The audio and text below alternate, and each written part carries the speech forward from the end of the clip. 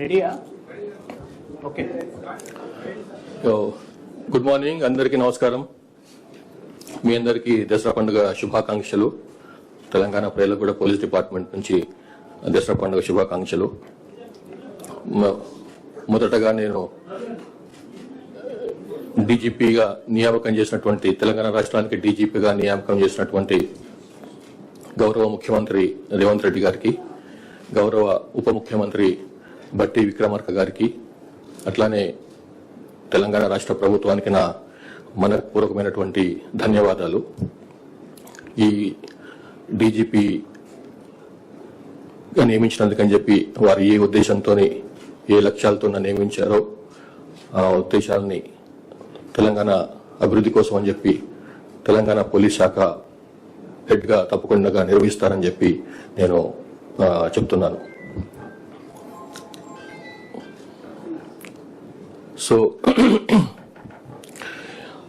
To start with, ఇప్పుడు first challenge మనకు Telangana police డిపార్ట్మెంట్కు గ్రామ పంచాయతీ అంటే లోకల్ బాడీ స్థానిక సంస్థల ఎలక్షన్స్ ఉన్నాయి. ఈ మంత్లోనే దాని కార్యక్రమాలు అవుతుంది. ఈ నెక్స్ట్ 1.5 to 2 months ఇందులో పూర్తిగా బిజీగా ఉంటాం. ఈ ఎలక్షన్స్ ని పూర్తిగా శాంతియుతంగా సక్రమంగా నిర్వర్తించిందని చెప్పి పూర్తిగా మేము సన్నద్ధంగా ఉన్నాం. అధికారులు కూడా ఆల్రెడీ ఇప్పటికే 2-3 సార్లు వాళ్ళ చేయవలసినటువంటి బేసిక్ ఎక్సర్సైజ్ చేసినారు. ఇది నెక్స్ట్ ఫ్యూ డేస్ లో కూడా ఆ ఎక్సర్సైజ్ లో కల్మినేషన్ తీసుకొచ్చి పూర్తి స్థాయిలో దానికి ఎలక్షన్స్ కి సన్నద్ధం అవుతాం.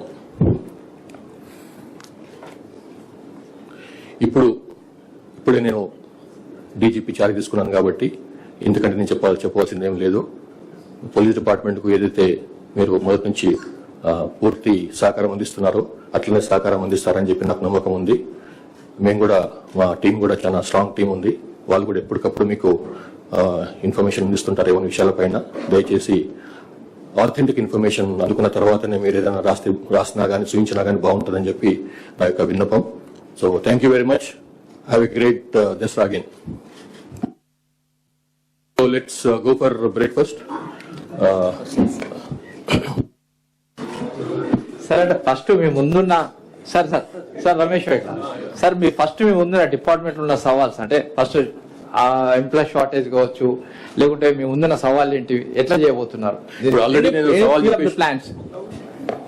ఆల్రెడీ నేను ఫస్ట్ ఛాలెంజ్ గురించి మాట్లాడినాను. ఇప్పుడు ఇమీడియట్లీ మాకు ఎలక్షన్స్, లోకల్ బాడీ ఎలక్షన్స్ గురించి మాట్లాడినాను. So that the main challenge మాకు ఇప్పుడు. తర్వాత మీరు చెప్పిన వేకెన్సీస్ గురించి, ఆఫ్ కోర్స్ చాలా వేకెన్సీలు ఉన్నాయి. సో ఆల్మోస్ట్ నాకు చూస్తే 17,000 ఆడ్ వేకెన్సీస్ ఉన్నట్టు తెలుస్తుంది. నాకు ఆల్రెడీ గవర్నమెంట్ ప్రపోజల్ పోయినట్టున్నాయి వాటిని నియామకం చేసేందుకని చెప్పి. I think we can expect some త్వరలోనే దానిపైన కూడా నెక్స్ట్ కోర్స్ ఆఫ్ యాక్షన్ మొదలవుతుంది. సార్, నేను వాసుదేవాచారి సార్. సార్, మీకు బేసిక్ పోలీసింగ్ పైన ఎక్కువ నమ్మకం ఉంది అన్నారు ఒక సందర్భంలో. దాన్ని ఏ విధంగా మీరు అమలు చేయబోతున్నారు ఒకసారి చెప్పగలుగుతారా?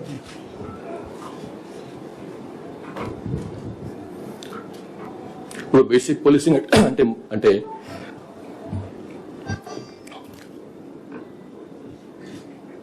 ఒరిజినల్ పోలీసింగ్ అయితే చేసేవాళ్ళు మన వాళ్ళు, ఫుడ్ పెట్రోల్స్, వెహికల్ పెట్రోల్స్, ఏరియాలో బీట్స్, ఇవన్నీ కూడా బేసిక్ పోలీసింగ్ లో భాగమే అవి.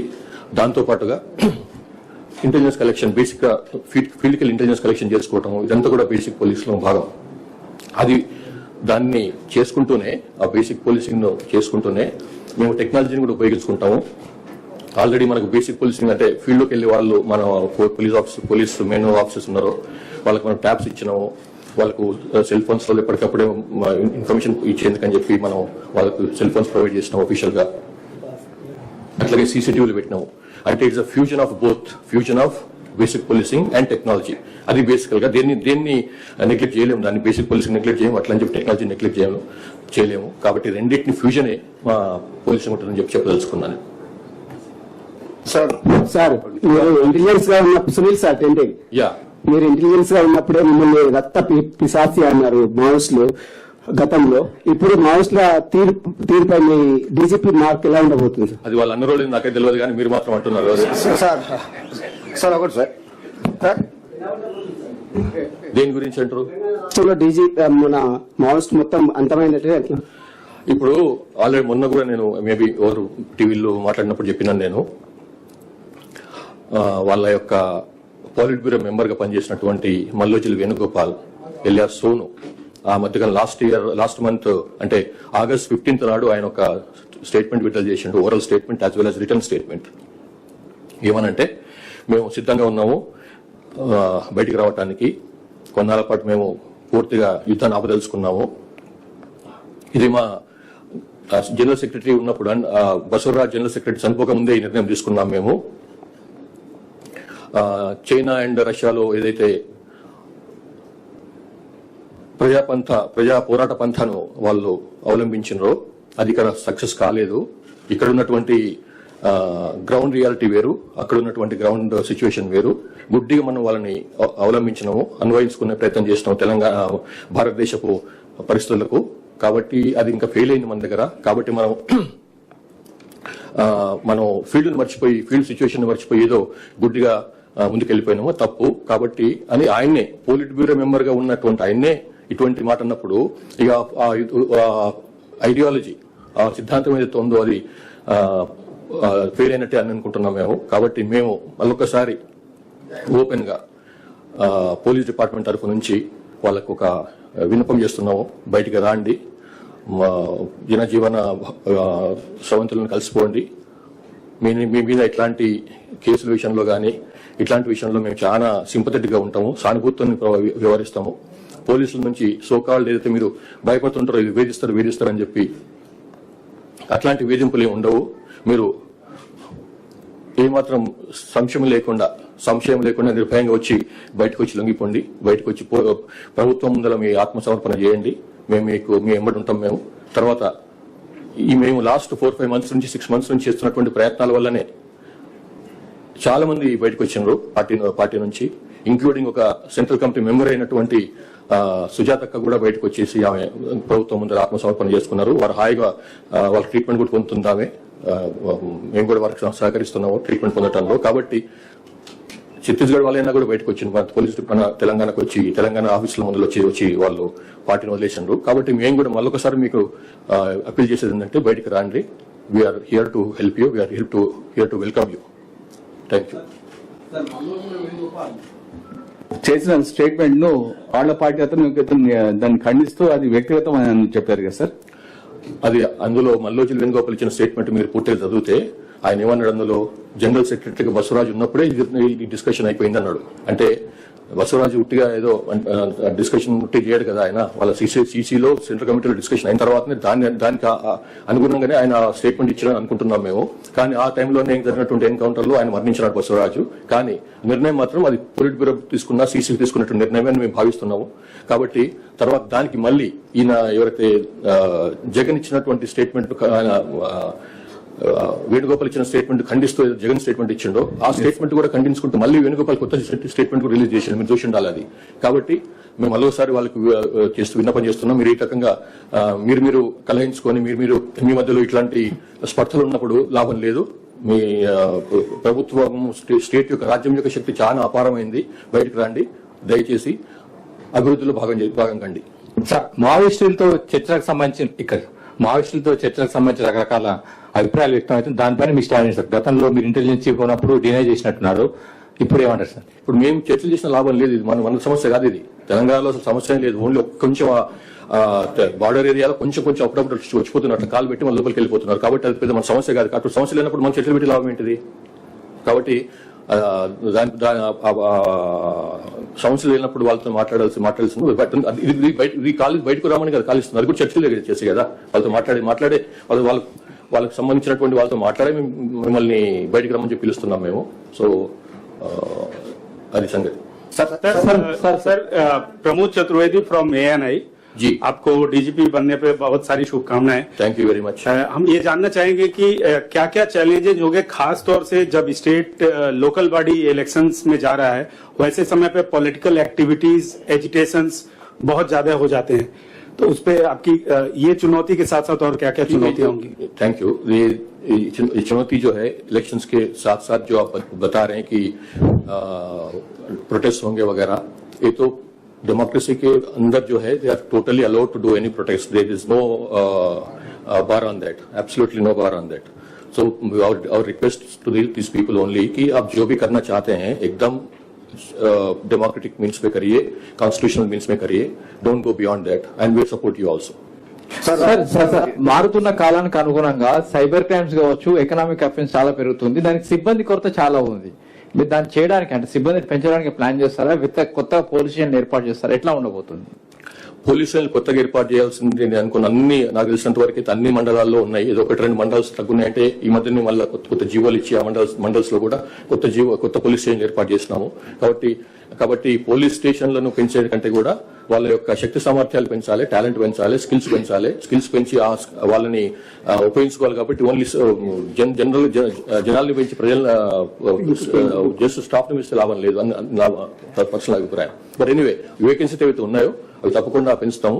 అయితే ఒకటి ఏంటంటే ఇంతకుముందు చెప్పిన బేసిక్ పోలీసింగ్ లో భాగంగా కొంత ఫోర్స్ అవసరం ఉంటుంది. ఓన్లీ టెక్నాలజీ మీద ఆధారపడకుండా కొంత ఫోర్స్ అవసరం ఉంటుంది. అంటే బూట్స్ ఆన్ ద గ్రౌండ్ అంటారు.